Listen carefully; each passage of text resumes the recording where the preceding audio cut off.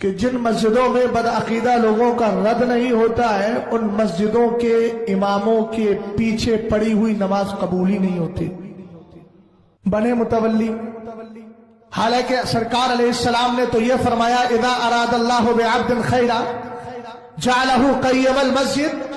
اللہ تعالیٰ جس بندے کے ساتھ بھلائی کا ارادہ فرماتا اس کو مسجد کا ذمہ دار بنا دیتا ہے۔ لیکن یہ عجیب بے وقوف ذمہ دار ہے، اللہ نے اتنا بڑا انعام دیا اور یہ اس پہ دھیان ہی نہیں دے رہا ہے۔ اب میں نے دعویٰ کیا ہے تو دلیل دے دوں،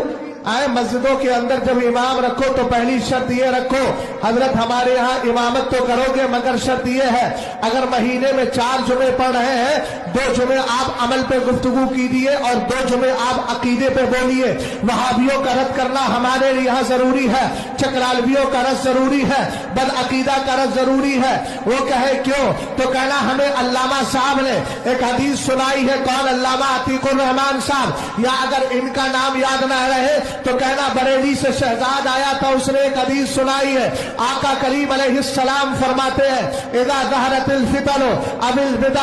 وسب اصحابی فلیظہر العالم علما فمن لم يفعل ذلك فعليه لعنۃ اللہ والملائکۃ والناس اجمعین ولا يقبل اللہ منہ صرفا ولا عدلا۔ آقا کریم علیہ السلام فرماتے ہیں اگر فتنے پیدا ہو، بدعتیں جنم لے، اگر نبی کو اپنے جیسا بشر کہا جائے، اب ممبروں پر بیٹھ کر مولوی کو صرف نماز کے بارے ہی میں نہیں بولنا ہے، صرف زکات ہی پر نہیں بولنا ہے، اس لیے کہ یہ عمل ہے اور قرآن کہتا ہے ان الذین آمنوا وعملوا الصالحات، عمل کا تذکرہ قرآن میں بعد میں آیا ہے، پہلے ایمان کا تذکرہ آیا ہے۔ پہلے آپ کھڑے ہو کر تقریر کیجئے اور کہیے جو نبی کو اپنے جیسا بشر کہتا ہے وہ جھوٹا ہے۔ ہمارا عقیدہ ہے نبی کی حقیقت نور ہے، سرکار بشر ہے مگر خیر البشر ہے اور ایسی پاکیزہ ذات ہے جس کے لیے بریلی کا امام کہتا ہے میں گدا تو بادشاہ بھر دے پیارا نور کا